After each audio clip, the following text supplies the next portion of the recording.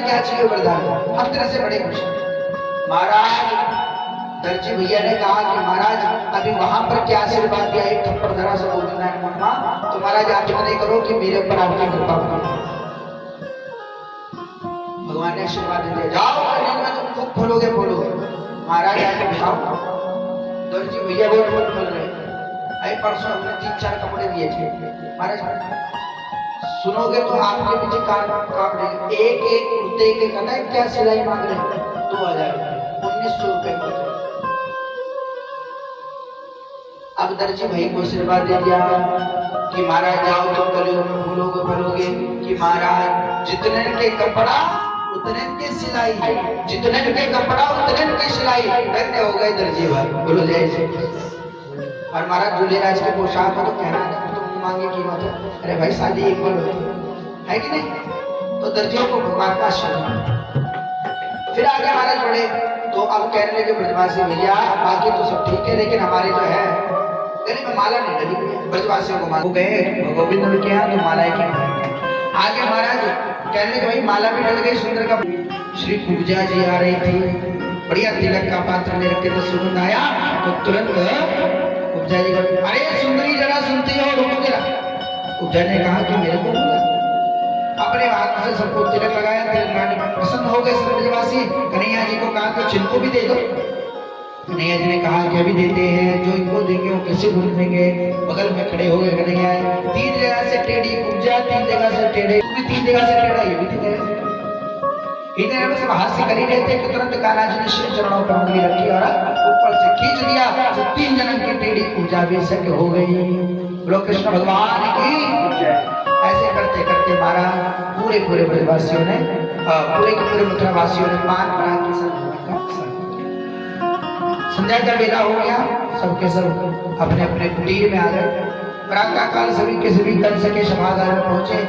कृष्ण जी और श्री राव जी महाराज बच गए थे, इन्होंने कहा धीरे से आएंगे। पहुंचे महाराज तो शिव का धनुष पड़ा था जो कंस को प्राप्त था। श्री धनुष को भगवान ने भंग किया। भंग करने का मतलब था कि महाराज गारंटी तुम्हारी।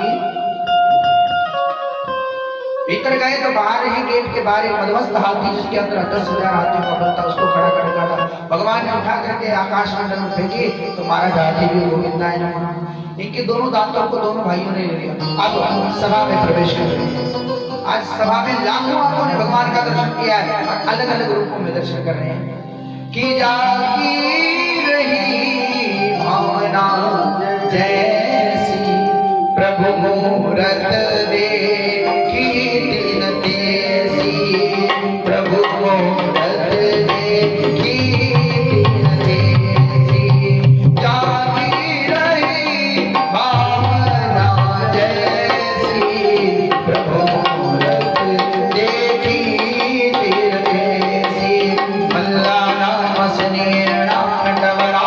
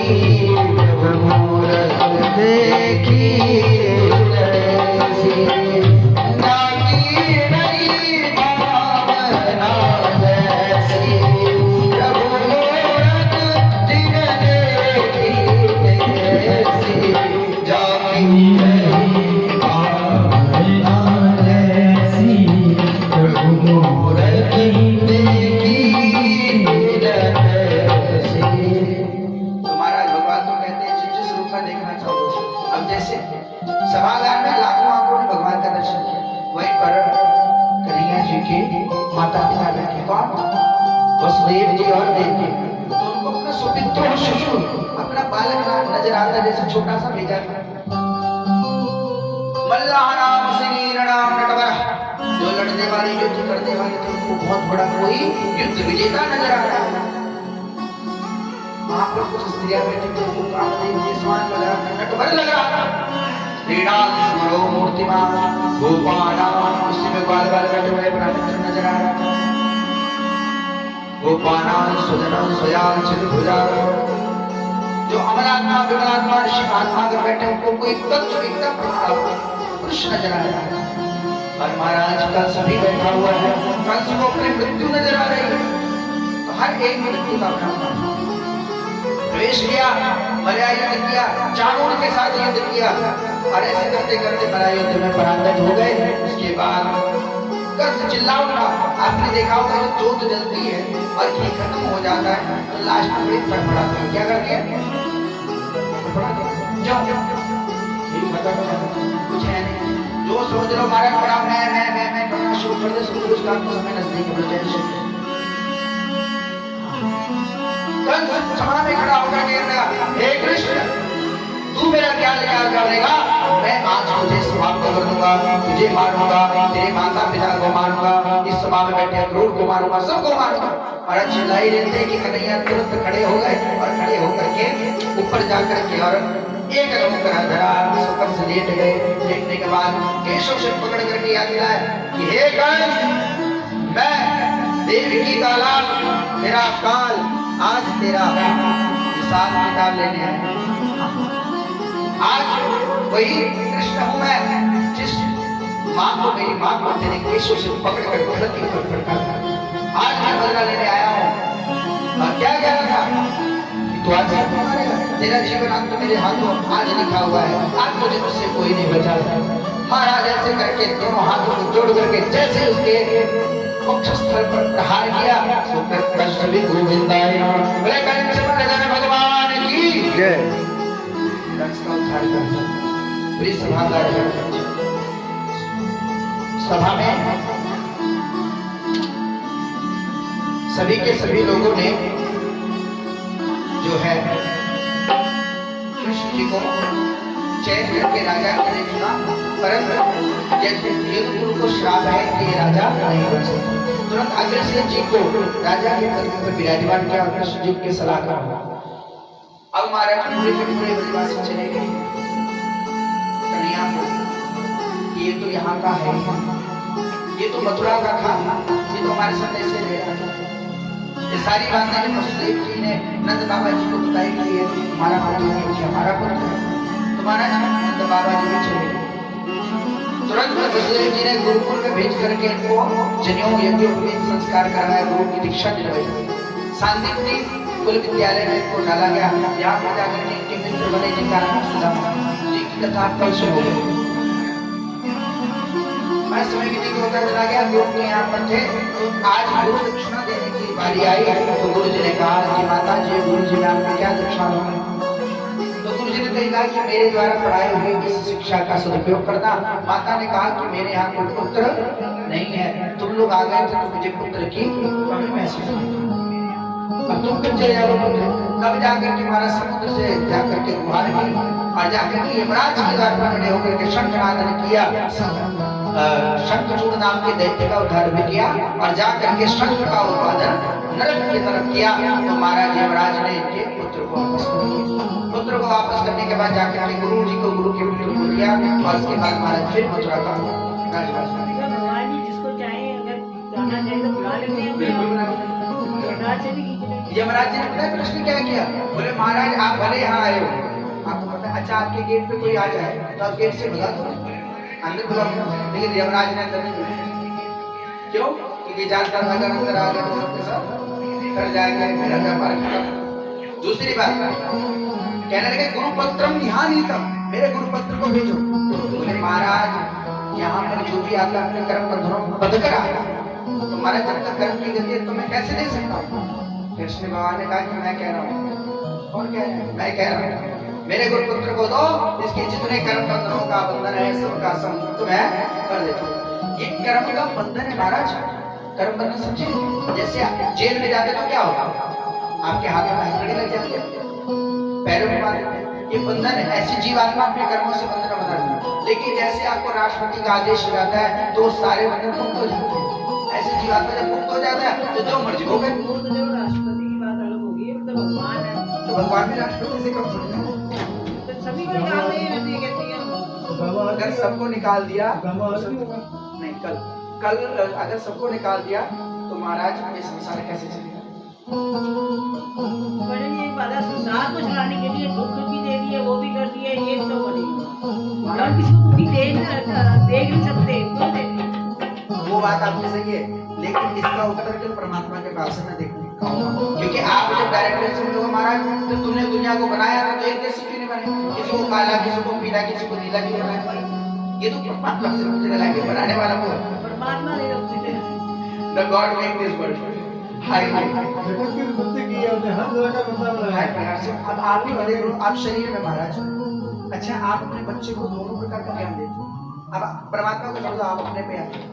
आप अपने बच्चे को स्कूल में डाले कि नहीं? आपने क्यों डाला स्कूल? भविष्य बनेगा। अच्छा, आपको पता है कि विवाह बंधन के बाद जीवन इसी में फंस करके फंसा आदमी मोक्ष को नहीं प्राप्त कर सकता। कभी आपने बेटे को अपने कहा कि बेटा तू मोक्ष कर ले, परमात्मा का नाम जप और ऐसा कुछ कार्य कर ले कि मेरे साथ क्रिया कर।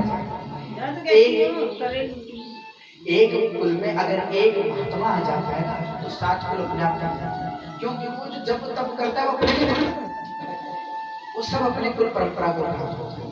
ठीक है, तो आजकल माता पिता महाराज, माता पिता की देख ले, ऐसे परमात्मा हर बच्चे को अपने अलग अलग रूप में बना रखा है। और परमात्मा ने नहीं बनाया, परमात्मा ने केवल जीव बना दिया। उसके बाद महाराज अपने अपने हिसाब से अपनी बुद्धि से आगे चलते। अब आपके ये 4 बच्चे हैं,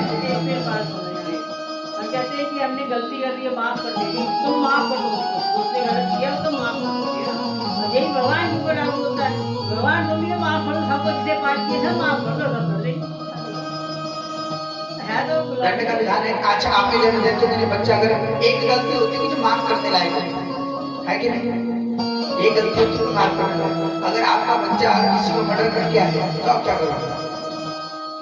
वो वाली शंका है कि भगवान ही करता रहता है, हम तो कुछ नहीं करते, हम अपने आप कुछ नहीं करते, वही करवाता है। मैंने इसका उत्तर आपको पहले दिया था कि आपके पास ये दे रखा है, लोग जानवरों के पास तो ये जानवरों पर बात लागू होती है कि महाराज उनको जैसा आप रखेंगे वैसा नहीं। ये बच्चे पर लागू होता है, लेकिन ये जीवात्मा जिसकी बुद्धि है उसके ऊपर लागू नहीं। सबसे बड़ा खेल पता है किसका? बुद्धि का है। 2 चीजें आपकी बुद्धि और कर्म। कर्म को अच्छा, अपनी बुद्धि के हिसाब से कर्म को अच्छा करते चले जाओ। परमात्मा क्यों नहीं मोक्ष करेंगे? करेंगे मोक्ष, और मोक्ष हो जाएगा, आपको भी नहीं पता लगेगा, हमको भी नहीं पता लगेगा मोक्ष। अरे महाराज ये जीवन है, जब तक है तब तक जी रहे हैं। उसके बाद मैं कितना अच्छा हूँ, मैं कितना बुरा हूँ, मुझसे ज्यादा कौन जानता है? मुझसे पहले तो वही जानता है। तो अपने आप को जानो, तुम्हारा मैंने अच्छा किया, मुझे ईमानदारी से मुझे पता, और आपने अगर अच्छा किया तो 100% उसका फल मिलेगा ही मिलेगा, और मोक्ष भी मिलेगा। मोक्ष का मतलब क्या? दोबारा फिर नहीं आना पड़ेगा, फिर परमात्मा अपने चरणों की सेवा करेगा। ये भगत भाई तसला सिटी में रहते थे और इन्होंने बढ़िया भगवान का भजन किया है और कथा की है, इन्होंने सुना है, समझा है और मेरी भक्ति की है। अगर 10-1 रुपए का थोड़ा रह भी गया तो माफ, भगवान कहते चलो माफ, तब माफी दी जाती है। अब महाराज आप 10 रुपए का भी कर्म नहीं कर रहे हो, 90 रुपए आप पाप करो तो भगवान कहाँ माफ करेंगे? अच्छा, एक बात आपके ऊपर कर्जा है, मेरे ऊपर कर्जा है। अगर मेरा कर्जा है 10 लाख, तो महाराज मैं 9 लाख दूंगा तो 1 लाख में आदमी माफ कर सकता है उसको। अगर महाराज मैं 10,000 दूंगा और कहूँ कि 10 लाख माफ करो तो हो। ऐसे ही आपकी कर्म ही तो आपको अच्छा बुरा बनाता है। ये जीव आत्मा के हाथ में है, ये परमात्मा के हाथ में, ये आपके हाथ में। कहते हैं स्कूल में वो टीचर आपको हमेशा रोकता है जो आपको पढ़ाता है, लेकिन जिस दिन एग्जामिनेशन हॉल में बैठेगा वही टीचर, वो आपसे एक लफ्ज में नहीं बोलेगा, वो कहेगा अब तेरे कर्म करने की भूमि है, जो तूने पढ़ाया है छोड़ दिया, ये कर्म करो। अब तुम जैसा कर्म करोगे उससे आपसे तुम्हारे रिजल्ट आएगा। अब उसी में से अब बच्चे ऐसा भी नहीं है कि सब फेल होते हैं, भैया पास भी होते हैं, अच्छे नंबरों से पास होते हैं, फर्स्ट डिवीजन भी लेके आते हैं, कुछ फेल भी हो जाते हैं। तो ये तो संसार हमारे चलने के लिए संसार का प्रलय लय दोनों होना चाहिए, ये दोनों जरूरी है हमारे। अच्छे के साथ बुरा, बुरे के साथ अच्छा होना चाहिए, यही चाहिए। अगर सबको सुखी बना दे तो उनका गम नहीं जान पाएगा वो, है कि नहीं? अगर आपको मैं कहूँ मारो मीठे मीठा तो खा लो, किसी को नमक भी खाओगे, तो मीठा भी खाओगे, चटपटा भी खाओगे, तो ऐसे जिसे जीवन का स्वाद है ऐसे संसार का स्वाद। एक जैसे व्यक्ति का संसार में रहता तो भगवान की क्या वैल्यू है? चोर इकट्ठे हो जाते तो फिर पुलिस वाले क्या करता पुलिस वाले क्या करते हैं? ये मेरा शिक्षा जो ये समाज की व्यवस्था है। जब हम कुछ देख नहीं सकते हमें होता नहीं, हम दुखी है, अरे भाई नहीं इसकी मदद करो या कुछ करो। ये आपके कर्म है। ये अवतार हुआ गुरुकुल से आकर के गुरु पुत्रों का निवेदन किया। उसके बाद यहाँ पर आकर के महाराज जब सिंगल से मारा है तब से मथुरा पर चढ़ाई जरासंध ने कर। जरासंध है कंस का ससुर। अब ये इसको बर्दाश्त नहीं कि हमारा पूरा का पूरा राज हड़प लिया, सब बच्चे मेरे दिमाग में ये सब तो 21 बार इसने चढ़ाई की और 21 बार होगा। एक बार तो भगवान रण छोड़ करके भी भाग गए थे, इसलिए इनका नाम रण छोड़ पड़ गया। बाद में भगवान ने क्या किया, पूरी की पूरी मथुरा नगरी को द्वारिका जो जल के भीतर गुजरा। अब हमारे इनके यहाँ मित्र बने हैं जिनका नाम है उद्धव। एक दिन उद्धव को विराट कर दिया, कहा कि हे उद्धव, वृंदावन से तो आ गया लेकिन मेरे मन शांत था। वृंदावन वाले में जो मुझे प्रेम नहीं है, आज मैं राजा बना हूं, मुझे वो भोग नहीं मिल रहा। आप कभी जीवन में अपने नोटिस करना कि जो सुख बचपने में था, जब 1 रुपए की कमाई में सब बरकत करते थे, वो सुख आज है जब आप लेखपाल नहीं है। तो ऐसे कन्हैया जी को बड़ी याद आई कि मेरा वो समय निकल गया।